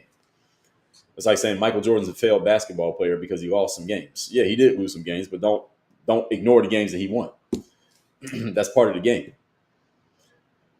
Foster said, I pray I'm never miserable enough to get up and hate on people. People hate their lives. Well, Foster, a lot of people say that, and a lot of people call stuff hate when it's just criticism. And I don't know too many people who would openly admit to hating their own life, but I know a lot of people who will accuse others of hating their lives. So there's another one. So when I start pointing these out, I can do this the whole live. If y'all just leave enough comments, I can just point these things out very easily. That everybody says other people hate their lives, but find me one person who says, I hate my life. Find one person who actually admits to it. Nobody. But a bunch of people will accuse others of it or say that somebody's hating. Criticism is not hate. So I don't know what kind of hate you're referring to, or what you're referring to. Just because someone criticizes you does not mean they hate you. Zoriel said, Republicans are taking SNAP and medical benefits taken from the poor. That creates violence. Zoriel, SNAP and medical benefits have not gone away. But people keep repeating that as if it's actually happened. It has not happened. Crystal said, ignorant people don't understand. They are told what to believe or think. Well, Crystal, here's the problem. Whoever you're talking about, when you say ignorant people, those same people would say that you're ignorant because y'all have different opinions. So I wouldn't use that phrase. And ignorant just means to not know something. Ignorant doesn't mean you're a bad person. It just means you don't know a certain subject. There are certain things I'm ignorant of. I'm ignorant about hockey. I couldn't explain the game to you. Not in any detail. So I'm ignorant on that subject, but it doesn't make me a bad person. Depends on what the subject is and what we're talking about. And on top of that, when it comes to ignorance, not knowing things, there's too much information in the world these days for anybody to have all of it. So everybody's ignorant on some level. And people tend to use that when they think they know more than somebody else. So they call that person ignorant as a way of poisoning the well, basically discrediting the person so that anything the person says is now irrelevant, at least in their minds. Big Sam said, I'm a critical thinker. I research everything and am not biased. Well, of course, I think every human on the planet would say that same thing about themselves. So you're saying it, but you're at the same time, you're not saying anything, because everybody in here will probably say the same thing. They're a critical thinker. They research everything. They're not biased. Who admits to being biased? Not many people. Who says they're not a critical thinker? Nobody. So again, what are you saying? Francis says, how does Elon have so much influence with someone running a car company, et cetera? Well, it depends on the size of the car company. Tesla's a pretty big car company. And their company they're running an industry. It's not just the car company. It's the entire industry of electric vehicles is pioneered by Tesla. And he was behind that. Also, he pioneered online payments through PayPal. Elon isn't just running a car company. So the way you've worded that makes it sound a lot different than what it actually is. Crystal said, critical thinking, independent thinking, free thinking, not all exactly the same. Yeah, well, depending on how you want to define them, sure, they don't have to be the same. But generally, what I'm saying is colloquially, when people use these phrases, they use them they're interchangeably. They're pretty much talking about the same thing. Someone who doesn't go along with the traditional thinking and they have different ideas and they think they can explain their ideas really well. People use any one of those three phrases. Mike said 250 million cutoff. So if I have 249 million dollars, then I'm a moral person. But if I get up to 251 million because I made $2 million yesterday, and all of a sudden I'm immoral, Mike, that it doesn't make any sense. Mike, you had to explain that You had to explain that with some much better context. The answer is there is no cutoff. It's just people just deciding. If you have a certain amount of money, then you must be an immoral or bad person. Often it's about who the person is more than it's about the money. So, Mike, are you saying that Oprah Winfrey is an immoral person because she is noted for being a billionaire? Are you saying that LeBron James is an immoral person because he's noted for being a billionaire? Are you saying that Bill Gates is an immoral person because he's noted for being a billionaire? So we have to find all the people noted for being billionaires, and you're saying they're all immoral just because they have a certain amount of money. That doesn't make logical sense. I know a lot of people believe it, but it doesn't make any logical sense. Man of Steel said, I'm pretty sure I hear your boss calling in the background. Who are you talking to? You talking to me? AJ said over 100 million. Same thing for you, AJ. That doesn't make any sense. Logically explain that. Tell me how LeBron James is an immoral person because he has more than $100 million. A bunch of NBA players have made more than that. So tell me how all of them are immoral because they all got more than 100 million. And the fact that you can't answer that question, it discredits your point. AJ said he didn't make PayPal, he bought it. I didn't say he made PayPal. I said an entrepreneur is someone who starts or runs a business entity. Ray Kroc didn't make McDonald's. He bought it and he made it into what it is. Elon made PayPal into what it is. So some of you start with this trying to split hairs on things. You've lost the plot here. Don't try to split hairs to try to win a point. I mean, that works if you're talking to some high schoolers. Let's see. Where are we?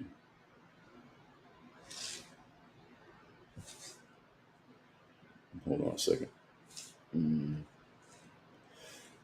Okay, so Mike said, I thought Democrats used to call Elon president and Trump his puppet. What happened, Democrat? Yeah, exactly. That's what people were saying when Elon won. I mean, Trump won. They were saying Elon's the reason and Elon runs the government, et cetera, et cetera.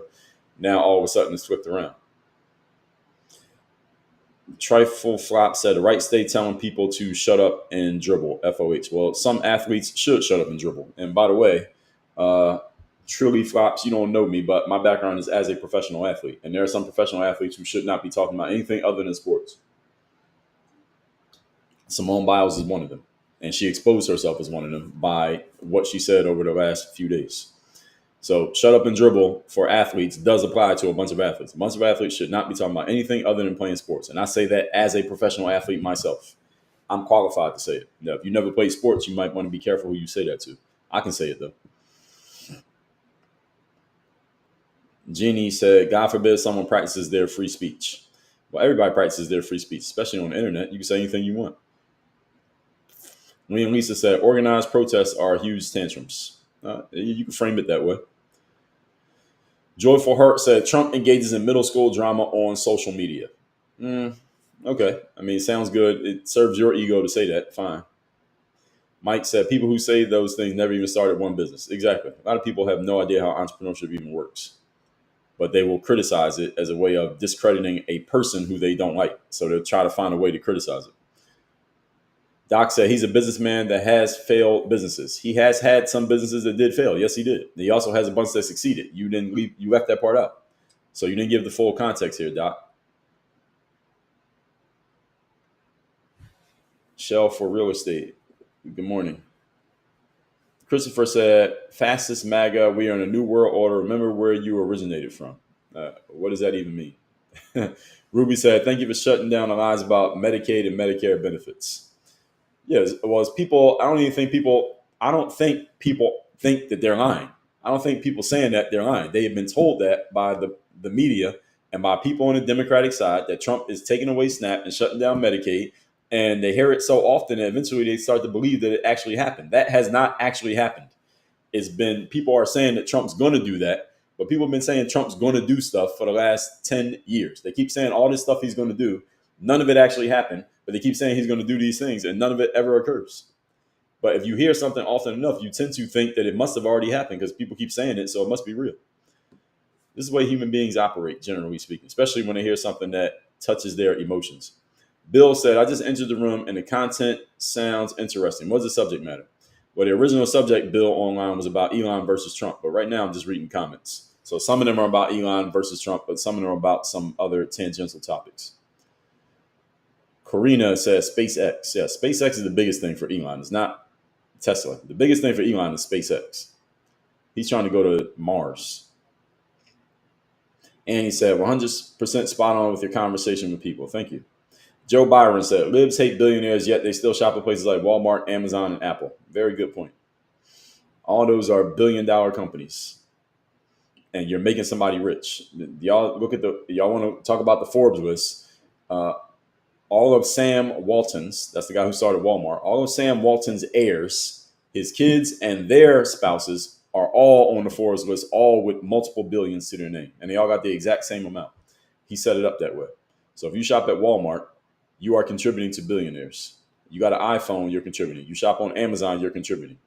So some people will probably say, well, we don't have a choice. Okay, well, you got a choice to talk bad about billionaires. They're immoral. Why are you giving them money?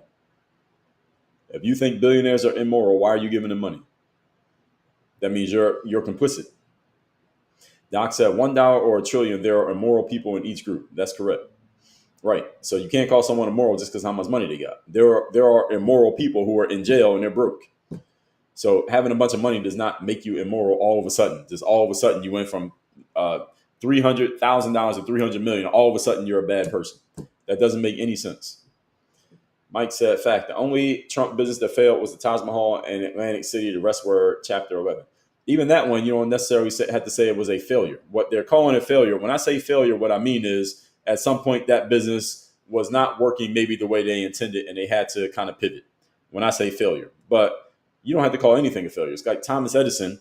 He tried, allegedly, I mean, the old legend is 10,000 times to create the incandescent light bulb, and then he found the one that worked. So is he a failing inventor because he had 10,000 failures and one success? I would say no, because the one success outweighed the 10,000 failures. So when people are talking about Trump, they say he's a failed businessman because they're trying to poison the well, make it seem like he's a bad guy. Well, all he did was fail in business. But if all he did is fail in business, how do you know his name? You don't know him from nothing else. Everything you know Donald Trump from is from business. So how has he failed? And if he's a failed businessman and he has more business success than people talking about him, then what does that make you when it comes to business? That makes you a failed business person. If he's more successful than you and more known than you and got more money than you, what are you if he's a failed businessman? That's my question to everybody who calls him a failed businessman. You say, well, I never tried. That's even worse than failing. So, I mean, what is this?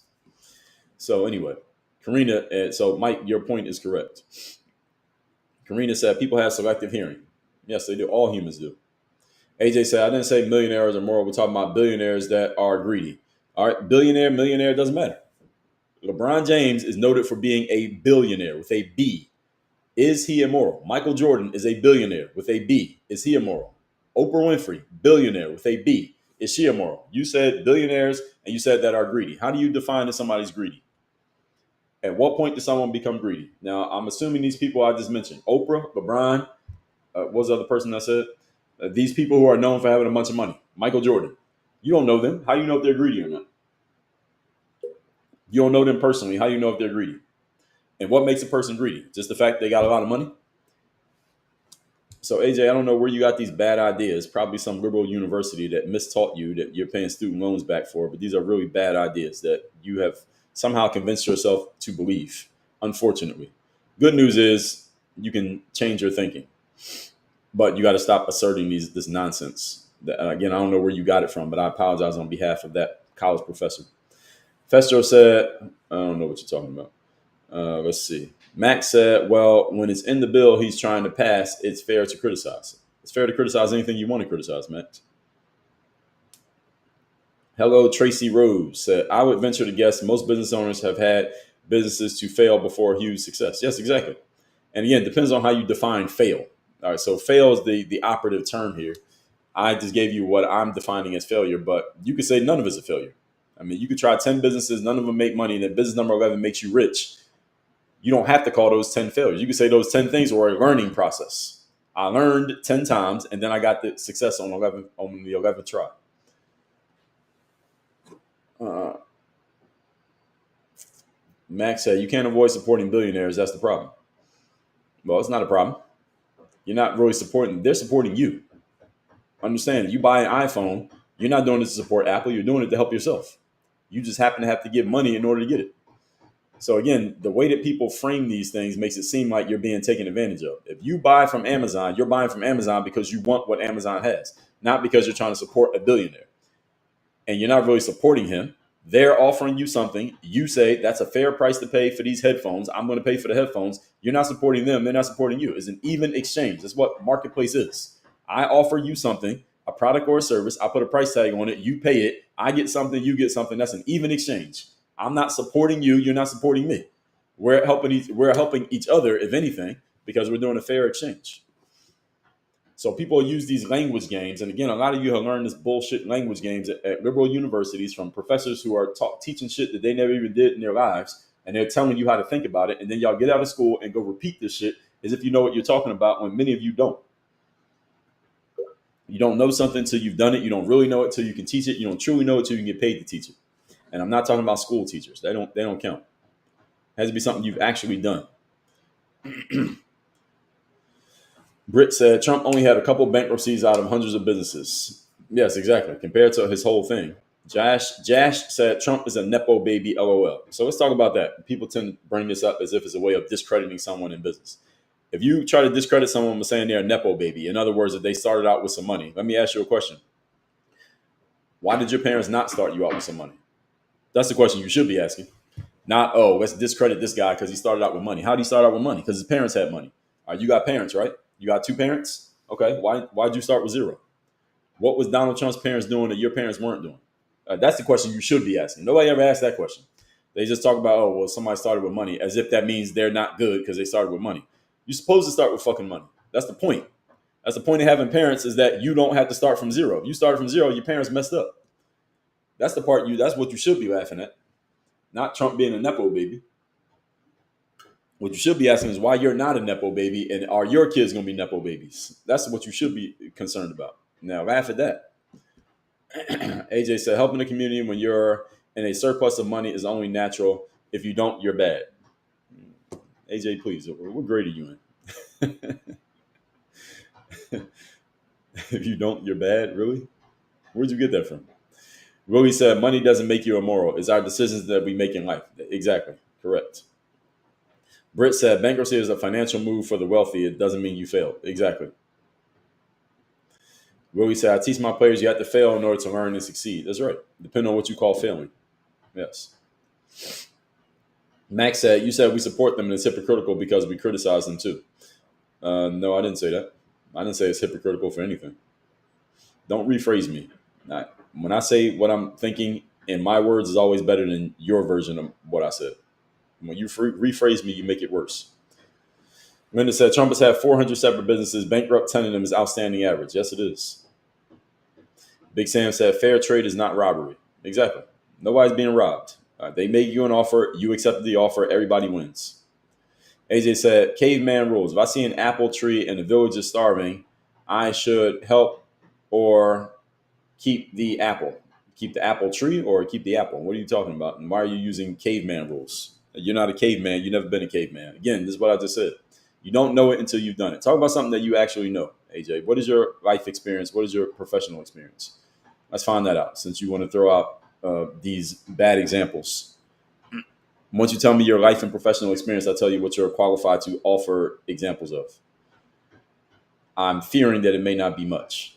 All due respect. Daniel Lee said, the virtue signaling of shaming the rich is laughable to me. Worry about what you can control, SMH. I generally agree.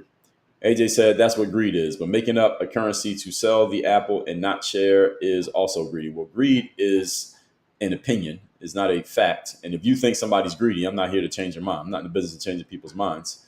But again, even if you do believe this, I guess you can go get a job being an intern for AOC or Bernie Sanders. They would welcome you with open arms.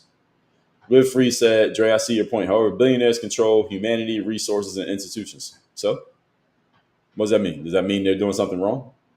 Just because they're controlling it does not mean that they're wrong. So Kozu said, you can't run a country like a business. Who's doing that? People keep saying that. Who's doing that? Nobody's doing it. And one person can't run a country anyway. That's the reason why we have a system of checks and balances, which I already explained. I'm not sure you were here at the beginning of this live stream. Nobody can run a country because everything you do when you're running a business, you can do whatever you want when you run a business. I can get an idea at 10 o'clock and I'll implement that idea by 12 o'clock and nobody can stop me. I don't need anybody's okay. In the governmental world, you can't do that. You got to go through a system of checks and balances and go through the bureaucracy to get anything done. I just commenced a business deal just a couple of days ago that I was talking to the company that we're doing a deal with. I talked to them like 6 weeks ago. We agreed on everything. They said I got to go to the team to get approvals and get moving on it. It took 6 weeks to get the approval. Finally got their approval 2 days ago, and then we're going to start doing things. That's what happens when you're in a bureaucratic organization. And this is not even a corporate company. This company has at the top of the organization, like 5 people. It took 6 weeks. 5 people, it took 6 weeks. That's how it works when you're in bureaucracy. Just means layers of people. Anytime you got more than one person making a decision, you get bureaucracy. The government has thousands of people. So just because someone is an entrepreneur and they get into the government does not mean they're running it like a business, because that's impossible. It is literally designed to not be possible. So people saying this doesn't make any sense. Britt says, give a man a fish he eats for a day, teach him to fish he eats every day. Yes, as long as he goes and fishes. Dr. Michelle, good morning to you. AJ said they're controlling it. 40% of USA can't pay for the unexpected due to the rich constantly taking. Taking what? So let's just take somebody who's poor in the projects right now. Somebody's poor and they're in the projects and they can't afford to pay for food or clothing or shelter. Tell me how Jeff Bezos or Michael Jordan are responsible for that, because they're both billionaires. How's Michael Jordan responsible for somebody not being able to pay for lunch today? What did Michael Jordan do that led you to not being able to pay for your lunch this afternoon? Explain that to me. Draw the line between these two realities.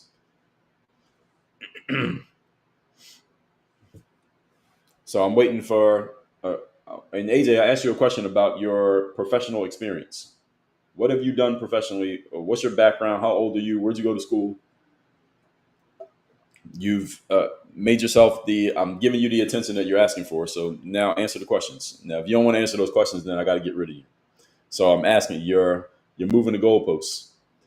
OJ said, okay, would I blame a random cop or the police system for brutality? AJ, you're moving the goalposts. That works in high school.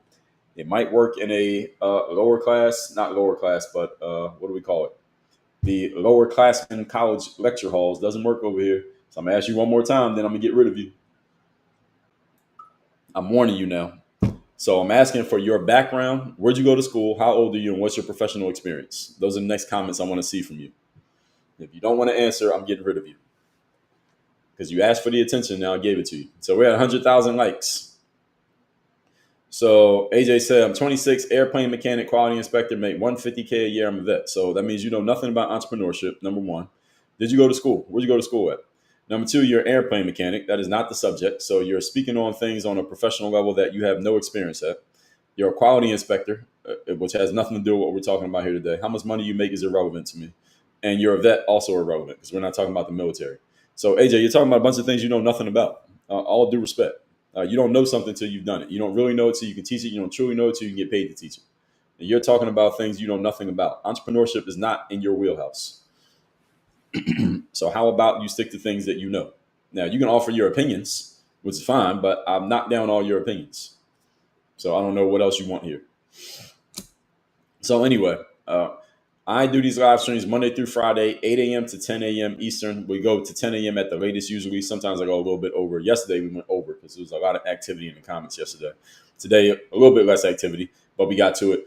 Again, you want to get a copy of my book, The Third Day. The book's free. Just cover the shipping. Get it at thirddaybook.com. You get that book. This book right here will send you a physical copy of the book. Just go to thirddaybook.com. Also, the link in my profile is workonyourgame.live.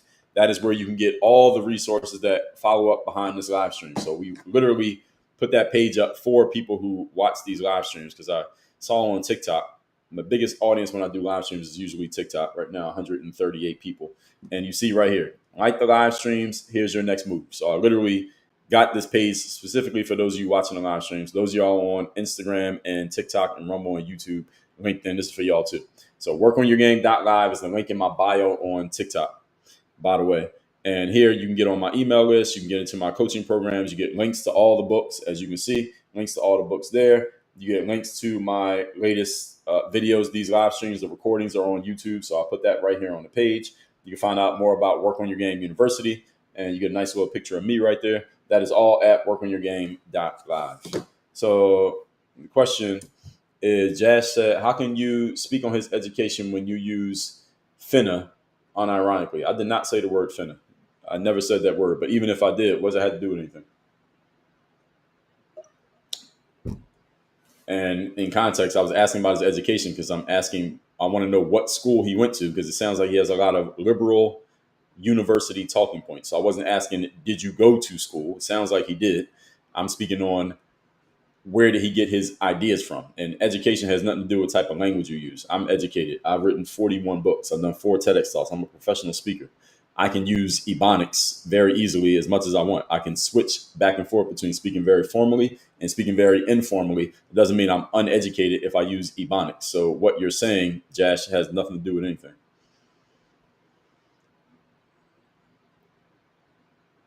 And it doesn't mean you're educated or not educated. Educated is another term. That's another one that people use recklessly these days. Is that people say that somebody's educated when they like what they're saying, and you say someone's uneducated when you don't like what they're saying. All educated means that you went to school and you graduated. That's all it means. It doesn't mean you're smart. It doesn't mean you're intelligent. It doesn't mean that you're insightful. It doesn't mean you're a critical thinker. It doesn't mean you know what you're talking about on a specific subject. It just means you went to school, you graduated. That's what educated means. You went to school, you got a degree. So I went to school, I have a degree. So technically I'm educated, but that doesn't mean that anything I say has to be accepted. And again, a lot of people like to throw these things out there because it makes them feel good. Lee and Lisa said, you gave me words to use against talking points repeated. Well, good. I'm glad I was able to do that. Dr. Michelle, good morning. I appreciate it. Thank you for the go. Big Sam said it's called code switching, is a talent most blacks have. Everybody has it. Some people call it code switching. I don't even like to use that term because people have used it in a way that is like some bad thing that black people have to do. I just call it, I can shift from this way of talking to this way of talking. I can mix them together in the same sentence if I want to. And everybody has the ability to code switch. It's just black people have taken ownership of this concept as if it's only something that black people do. Everybody does it. White people talk a certain way when they're talking to their friends. They talk a different way when they go to the office. Black people did not all of a sudden just invent code switching, what you all call code switching. Daniel said, educated does not equate to intelligence or expertise on everything. It doesn't equate to intelligence or expertise on anything, is what you should say there, Daniel. Just because you went to school and graduated doesn't mean you know anything. Going to school means you sat in class, you passed the test, and you got the diploma or the degree. That's all educated means. You got the degree. How do you get a degree in a college in the United States of America? You pass the test. How do you pass the test? You have to regurgitate the information that was already given to you. Does that mean you know anything? No. I have a college degree.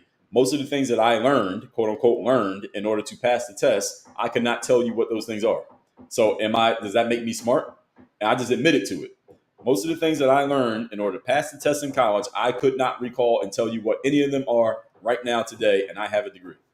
So going to school does not mean that you know anything. You know stuff because you've actually done them, and you know it at a higher level when you can explain it and teach it, and you know it at a really high level when you can get paid to explain it and teach it. There are levels to this shit. Going to school is level 1 of expertise. Level 2 is you're doing it. Level 3 is you can teach it to somebody else. Level 4 is you get paid for it. And level 5 is when they call you to pay you. So if you're a college graduate and that's all your knowledge on the subject, you are a level 1 expert, and you're not even an expert, as far as I'm concerned. AJ said, I didn't go to school. It's a waste of money in America. Okay, fine. Well, where'd you get these liberal talking points? Where'd you get these from? You didn't get it at school. Where'd you get it from? Me and Lisa said the media uses uneducated to down talk Trump voters. Yes, they do. They often use that. And their Trump opponents started picking it up and running with it. Very, very true what you just said. Daniel said, fair counter, and I agree 100%. I appreciate it. Big Sam said, communication is about being understood. If you understood, then the communication was accomplished. Also agree. That is the key to communication. Is you got to be able to get your point across to your audience, which is why it's funny going right to what Lee and Lisa said when they say that Trump voters are uneducated. I'm like, okay, well, if Trump voters are uneducated and Trump won twice, why didn't the educated people who are allegedly smarter than the Trump voters, why didn't you just communicate with them enough for them to understand that voting for Trump is a bad idea? That way Trump would never have won. So if Trump won and all his voters are dumb or uneducated, why didn't you smart people fix them before the election? And so maybe you ain't as smart as you thought you were. And I've said that many times. Nobody has any pushback to that because there is no pushback. I mean, that's just an emotional thing that people say, oh, Trump voters are uneducated. It's like you're putting yourself above them because you have more education than them. And again, I just told you what education means. This means you went to school. You got a degree. Great. I got a degree. That doesn't mean anything. If all I had was my degree, I wouldn't have a business because nothing I learned in school could prepare me to do what I do today. Nothing that was taught in school could get me ready for this. One reason is because the internet wasn't the internet back then when I was in school. But another reason is, how the fuck am I going to learn how to be an entrepreneur from a bunch of employees? College professors are employees. They can teach me how to run a business. They don't know how to run a business. They haven't never run a business. They got jobs. And again, I'm not knocking anybody for having a job, but you can't teach me how to run a business when you haven't done it. It doesn't make any sense. You cannot teach something that you've never done. Which is why one of the problems with the educational system in America is you got a bunch of people teaching subjects that they have never done any professional work in. Their only professional work is teaching the class. You got a science teacher who's never been a scientist. How does that make any sense?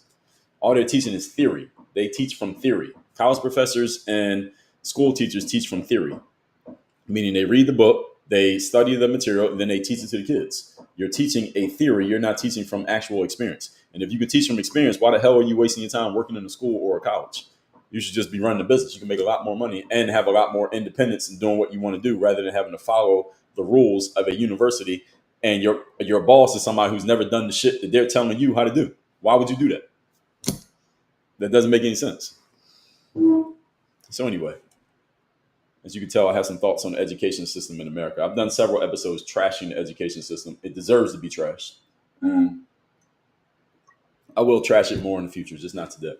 If Donald Trump ever destroys the Department of Education, trust me, I'll do a live on that. Look out for that one. So Cass said, these days a diploma is just a participation trophy. Yes, as long as you do that 4 years of participation, there's a lot of work. Lee said, oh, they're definitely not as smart as they think they are. All right, so let's wrap this up, everybody. I appreciate everybody being here today. What we're going to talk about in the future, let's see what ideas or topics I got on deck. We might talk about this discrimination thing from SCOTUS. Many of you may not know about this, but it was a discrimination, when somebody, what was it that happened? So it was a discrimination lawsuit that somebody filed. We might talk about this tomorrow. Don't hold me to this, we might. So it was a discrimination lawsuit that happened in Ohio. And I believe it was, I'll get into the details if we do it tomorrow. So what was it? It was a heterosexual woman. Here's what happened. So this heterosexual woman got passed over for a job for a homosexual man. So they gave the job to a gay man over a straight woman.